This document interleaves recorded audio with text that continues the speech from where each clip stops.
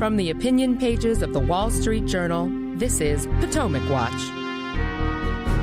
Hunter Biden gets indicted again, this time for tax crimes, as more retirements hit House Republicans, including that of former Speaker Kevin McCarthy. Welcome, I'm Kyle Peterson with the Wall Street Journal.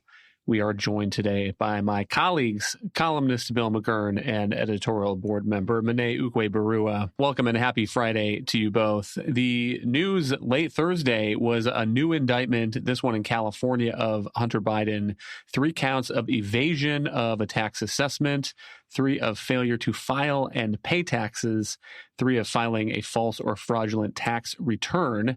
It's a 56-page document with some ugly details. It says that Hunter Biden had a 4-year scheme to not pay at least $1.4 million in self-assessed federal taxes, including subverting the payroll and withholding processes of one of his own companies, spending millions of dollars on an extravagant lifestyle. Let's give Hunter Biden a word here. Here he is on the podcast of the musician Moby.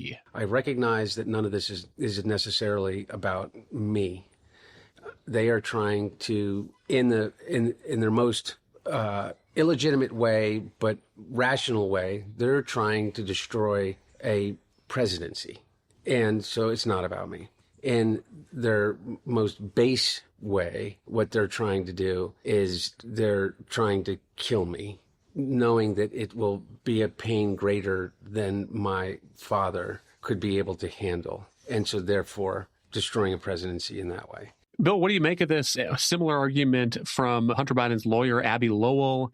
He said if Hunter's last name was anything other than Biden, the charges in Delaware and now California would not have been brought, unquote. Yeah, I think that's nonsense. If Hunter's last name was Peterson or McGurn, he would have been charged a couple of years ago, as the IRS agents investigating wanted to do. He's gotten break after break because he's the president's son.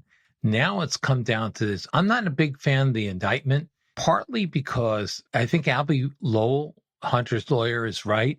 David Weiss could have brought this years ago. Why now? And the answer is this is more about saving David Weiss's reputation than it is about justice for Hunter or Joe Biden.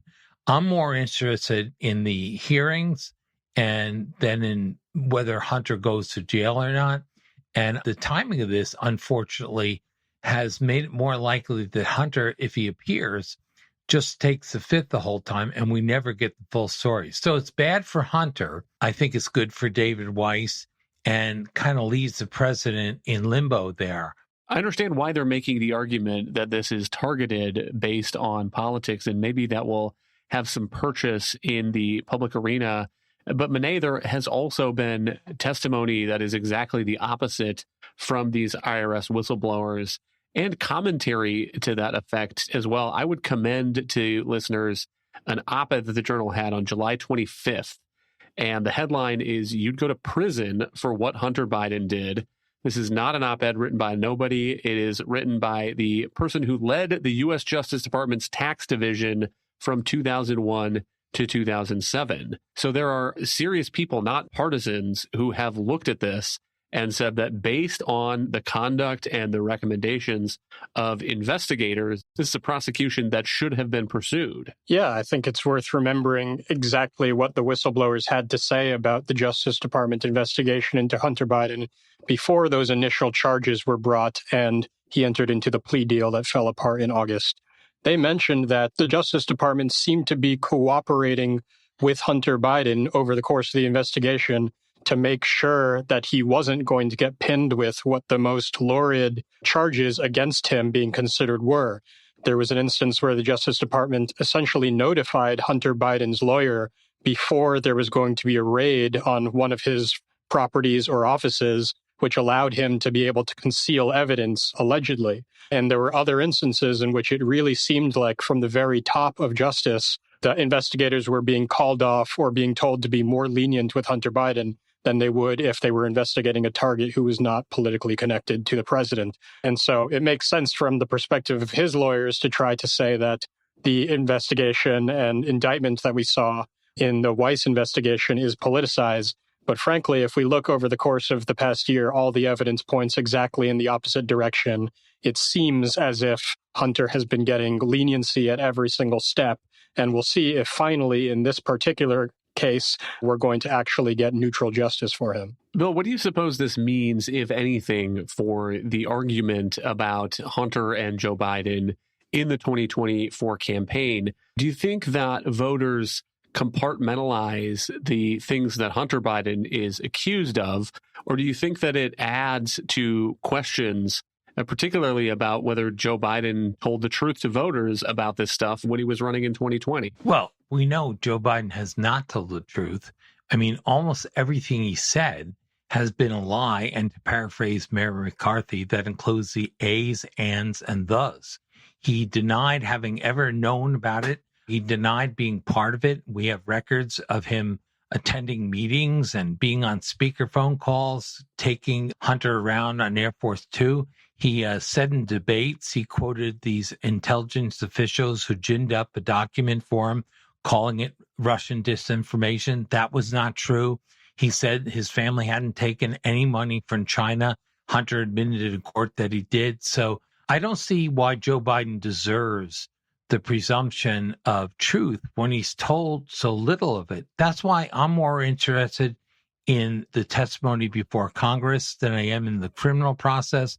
That said, I think an indictment really hurts Joe Biden in some way, maybe not as much as getting the story out in Congress, but, you know, he's made it such a big thing on going after tax cheats, and his son was one of the biggest ones. And one of the things we have to remember, as the IRS whistleblowers point out, these charges are relatively minor. The big offenses took place earlier because David Weiss dithered and first opted for a sweetheart deal. They can't be charged against Hunter Biden. But I think it's never good for a candidate when your son is indicted on a couple of felonies. A couple of thoughts on my end. One is that the accusations against Hunter Biden run the gamut.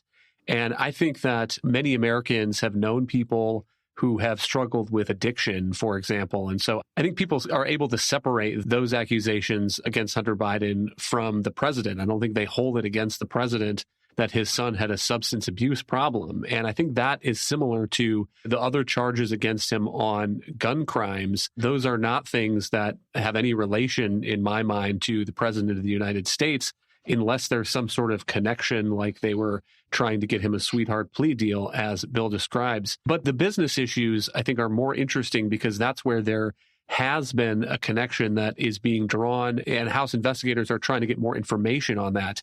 And in a normal prosecution, Monet, where you didn't have people who were related to one another, this might be a big breakthrough because you would have these tax charges come through and you'd lean on the person who is under indictment to spill the beans about what they might know about another person of interest in an investigation. But that is exceedingly unlikely to happen here. I don't think Hunter Biden is going to tell all about anything that his father did or he involved his father in his family business. And so there's some new information that may come out of here. For example, if you read the indictment, you can see figures for how much individual income Hunter Biden apparently received between 2016 and 2020. It is $7 million in gross income, according to this document. And there may be more information like that that comes out as a result of this criminal process. But I guess I agree with Bill that if the question that we're looking for an answer on is how much or whether Joe Biden was clued into what Hunter was doing in his influence peddling around the world, it seems to me that we are more likely to get answers on that and in an expeditious manner from the House investigation than we are from anything that is going to happen in a California courtroom. I agree that the special counsel indictment is not a huge breakthrough in terms of Joe Biden's role in Hunter's illicit business. It doesn't present anything that creates a direct connection between Biden, other than the many connections that we've already heard that Bill mentioned, his participating in meetings, phone calls, and things like that. But I do still think that the indictment does bolster House Republicans' political case just a little bit, in the sense that it's returning Hunter to the headlines again. I think that there are a lot of Americans who are not following that story day to day and week to week, but are going to be tuning in again now that the charges are out. And we'll have more of a sense of exactly how much money Hunter was reaping in, the lavish things that he was spending it on. The indictment describes his spending on pornography and prostitutes and other sorts of things, the general details of which were known, but it definitely always makes an impact when you get more specific details about how this money was being spent, and a lot of Americans will find that distasteful. And frankly, I think that the underlying crime of Hunter's business is something important for House Republicans to communicate.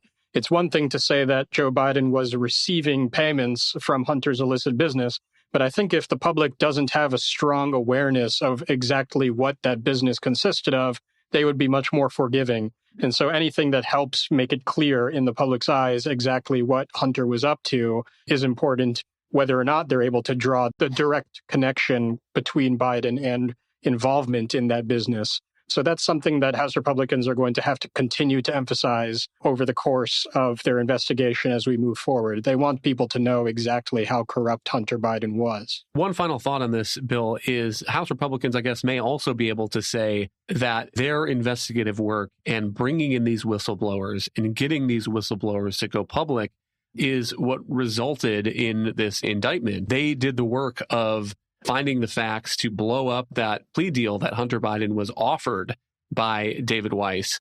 And I suppose that's something they can hang their hat on too as well in this investigation. Yeah, you're absolutely right, Kyle. And it's interesting, the whistleblowers testified this week too. And it's interesting that of all the stories, theirs is the only one that hasn't changed. Hunter, the president, everyone else has changed. David Weiss is changing the story. The whistleblowers from the IRS haven't changed theirs.